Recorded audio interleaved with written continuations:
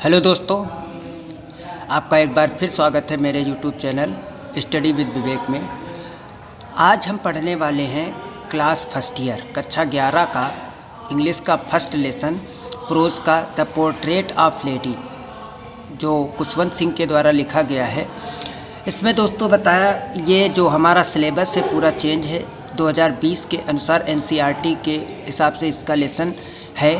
तो हमारा जो पहला लेसन है the portrait of lady. Portrait का मतलब होता है तस्वीर या पिक्चर, ऑफ ए लेडी एक स्त्री, मतलब एक स्त्री की तस्वीर।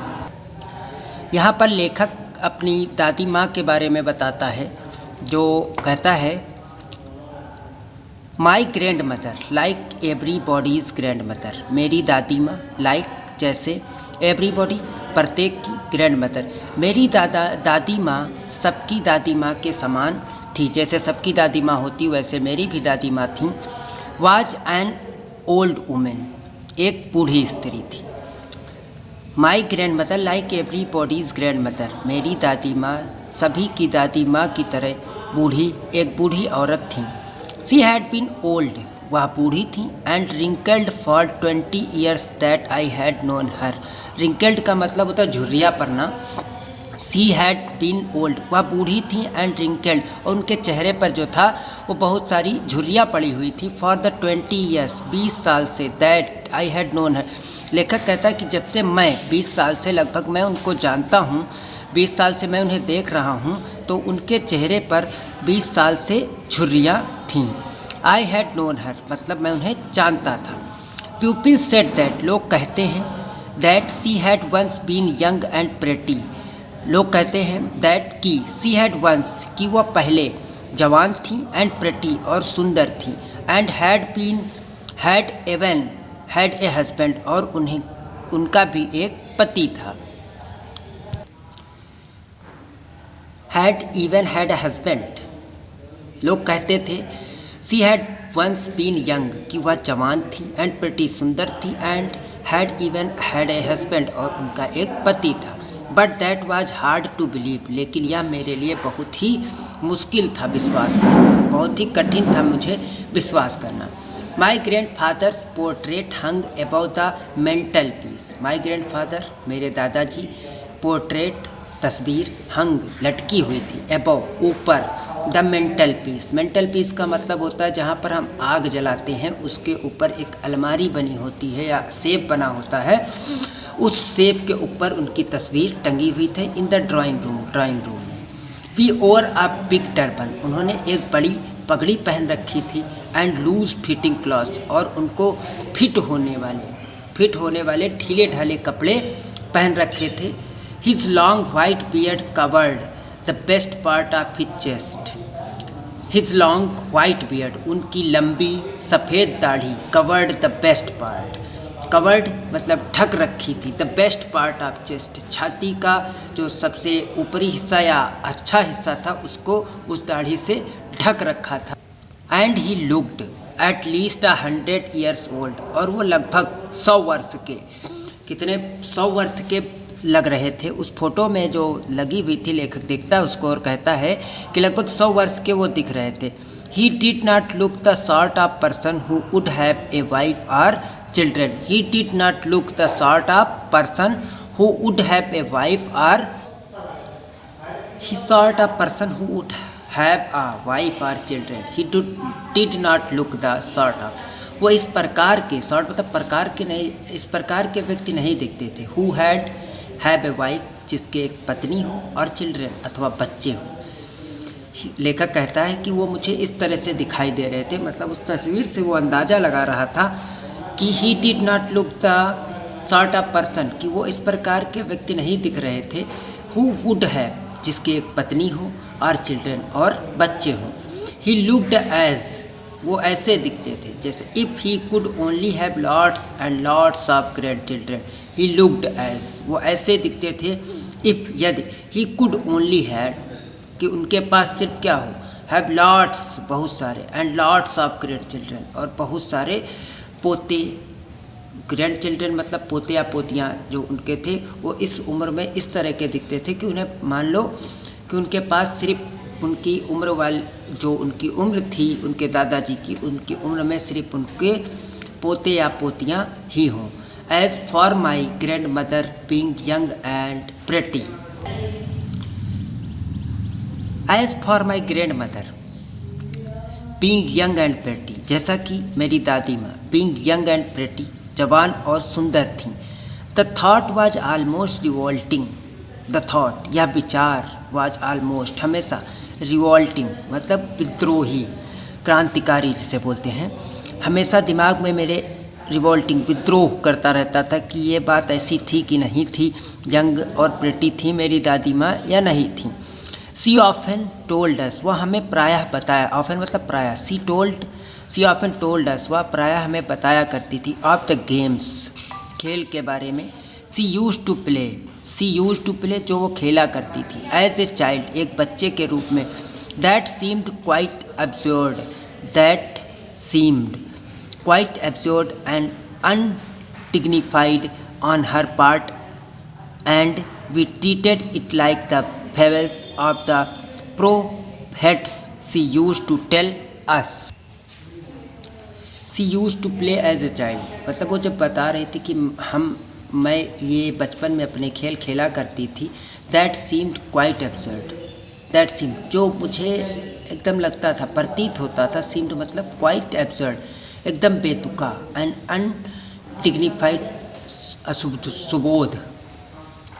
अशोध अनडिग्निफाइड मतलब अशोध, ऑन हर पार्ट, उनके जीवन के अनुसार या उनके अनुसार मुझे ये बेतुका लगता था एकदम।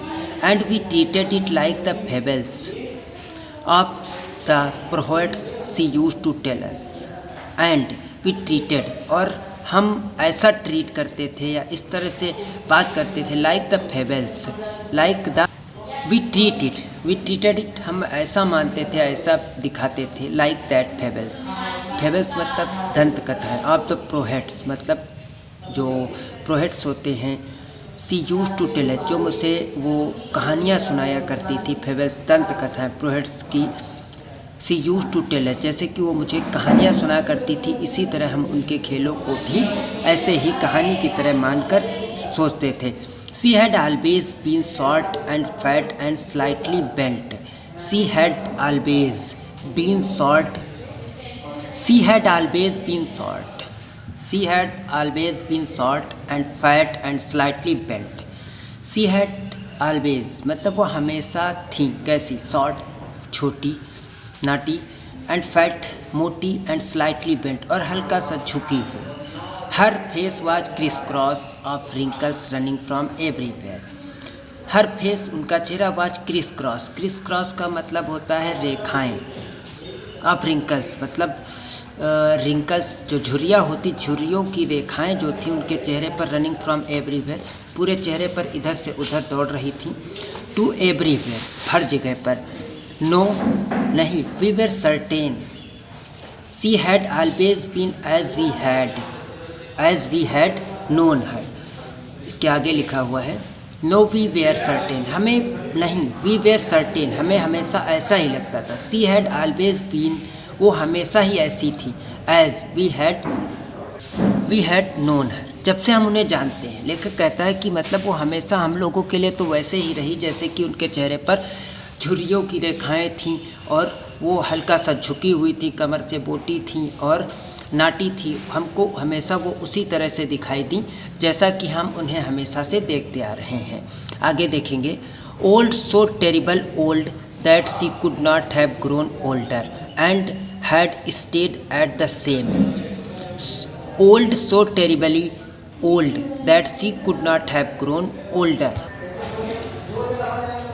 सो टेरिबली मतलब टेरिबल तो भयानक होता है लेकिन यहाँ पर अधिक होगा। So terribly old that she could not have grown older, so terribly old that she could not have grown older, वो इतनी बूढ़ी हो गई थी कि अब उससे ज़्यादा वो और अधिक बूढ़ी नहीं हो सकती थी।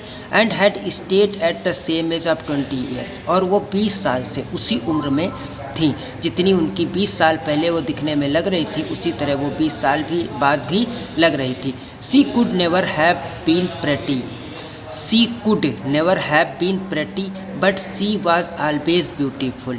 She hobbled about the house in spotless white with one hand resting. आगे देखते हैं यहीं से, she could never have been pretty, she could never been pretty, तो वह सुंदर नहीं हो सकती थी। Same age 20 years, she could never have been pretty, वो सुंदर नहीं हो सकती थी। But she was always beautiful, लेकिन वह हमेशा सुंदर थी। प्रेटी मतलब सुंदर, ब्यूटीफुल मतलब सुंदर। यहाँ पर प्रेटी का मतलब है शारीरिक सुंदरता, से यहाँ पे ब्यूटीफुल का मतलब है हमारा मन की सुंदरता थे। But she was always beautiful, लेकिन वह हमेशा सुंदर थी। She hobbled about the house in spotless white with one hand resting on her waist to balance her stoop and the other telling the beads of her rosary. She hobbled about the house in spotless white with one hand resting on her waist to balance her stoop and the other telling the beads of her rosary. She hobbled about the house, वो बहुत मुश्किल से धीरे धीरे चलती थी। In spotless white with one hand resting, धब्बा रहित मतलब स्पॉटलेस होता है धब्बा रहित, स्पॉट मतलब धब्बा होता है, वाइट मतलब सफ़ेद, with one hand resting, one hand कहने का अर्थ है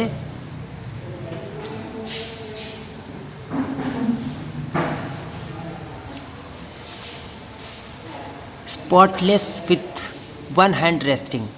स्पॉटलेस विथ, उनके जो कपड़े थे एकदम श्वेत थे, सफ़ेद थे। One hand resting on her waist, जो अपने कमर पर एक हाथ रखे रहती थी, मतलब वो झुकी हुई थी इसलिए कमर पर हाथ रखती थी। टू बैलेंस हर स्टूप, अपने आप को बैलेंस करने के लिए। And the other telling the beads of her rosary, और telling the beads of rosary मतलब माले को, जो माला होता है जपते हैं, उस माले को लिए होती थी अपने हाथ में। तो कहने का मतलब है कि यहाँ पर हर वेस्ट टू बैलेंस, एक हाथ तो उनका कमर पर रहता था अपने आप को बैलेंस करने के लिए। Other telling the beads of her rosary, और दूसरे हाथ में उनके पास एक माला होती थी, भजन जैसे जपते हैं या भजन कहने के लिए उनके हाथ में जो माला रहती थी। Her silver locks were scattered untidily over her pale puckered face.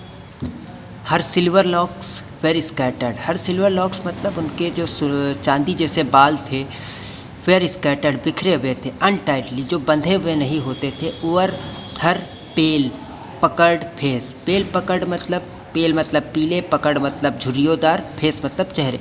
उनके जो बाल थे सिल्वर लैक्स वेर स्कैटर्ड, उनके जो चांदी के समान जो बाल थे वे स्कैटर्ड बिखरे हुए थे, अनटाइडली जो बंधे हुए नहीं थे, ओवर हर पेल पकड़ फेस पीले झुर्रीदार चेहरे पर। And her lips constantly moved inaudible, मतलब कहने का है एंड हर लिप्स, और उनके होठ कॉन्स्टेंटली बराबर मूव्ड चलते रहते थे। इन आउडिबल प्रेयर, एक बिना आवाज़ की प्रार्थना में। यस सी वॉज ब्यूटीफुल, हाँ वह सुंदर थी। She was like the winter landscape in the mountains and expanses of pure white serenity breathing peace and content. Constantly moved in inaudible prayer, मतलब कहने का कि उनकी जो होठे थी या उनके लिप्स थे वो प्रेयर करते थे, लेकिन वो प्रेयर सुनाई नहीं देती थी, बिना आवाज़ की प्रेयर रहती। यस सी वॉज ब्यूटीफुल, हाँ वह सुंदर थी। She was like the winter landscape in the mountains, landscape मतलब होता है दृश्य।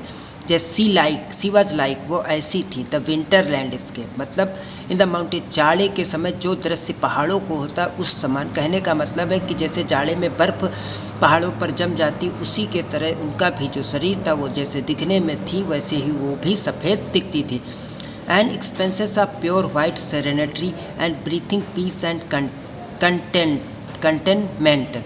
And expanses of pure white serenity मतलब कहने का है कि एन एक्सपेंसेस बहुत ही प्योर शुद्ध, वाइट सेरेनिटी ब्रीथिंग एकदम काल्म, एकदम ठंडी, एकदम शांत, ब्रीथिंग पीस आराम से धीरे धीरे सांस लेने वाला, एंड कंटेम्प्ट और संतुष्टिजनक मतलब वो ऐसी थी जैसे पहाड़ों के समान ठंडी, शांत और कंटेंट पीस, शांतिपूर्वक और संतुष्ट से भरी हुई थी। तो दोस्तों अब हम अगला जो चैप्टर है, इसी का अगला पार्ट, आगे का जो चैप्टर है वो हम नेक्स्ट पार्ट में पढ़ेंगे, क्योंकि अगर ज़्यादा बड़ा हो जाएगा तो 2 पार्ट में इसलिए हम इस वीडियो को बनाएंगे। तब तक के लिए देखते हैं, इसको समझते हैं, आप लोग समझिए और उसके बाद मिलते हैं नेक्स्ट वीडियो में। Thanks for watching.